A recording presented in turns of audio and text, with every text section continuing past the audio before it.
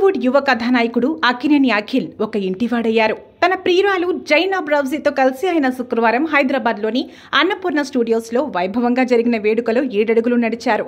గతేడాది నవంబర్లో వీరి నిశ్చితార్థం జరిగిన విషయం తెలిసిందే. ఈ ఏడాది తెలుగు సినీ పరిశ్రమలో అత్యంత ఆసక్తిగా ఎదురుచూస్తున్న వివాహాల్లో ఇది ఒకటిగా నిలిచింది. ఈ వివాహ వేడుకకు సినీ పరిశ్రమకు చెందిన పలువురు దిగ్గజాలు హాజరై నూతన వధూవరులను ఆశీర్వదించారు.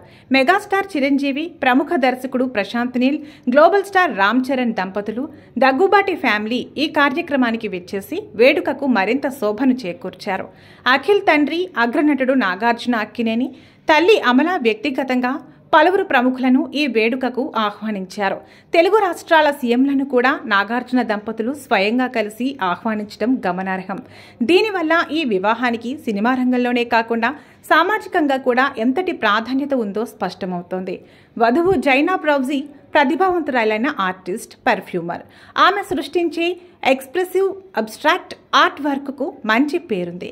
అలాగే వన్స్ అపాన్ ది స్కిన్ అనే పేరుతో ఆమె నడుపుతున్న ఫ్రాగ్రెన్స్ బ్లాగ్ కూడా ఎంతో ప్రాచుర్యం పొందింది. హైదరాబాద్లో జన్మించిన జైనబ్ ప్రస్తుతం ముంబైలో నివసిస్తున్నారు. ఆమె ఒక ప్రముఖ వ్యాపారవేత్త కుటుంబానికి చెందినవారు.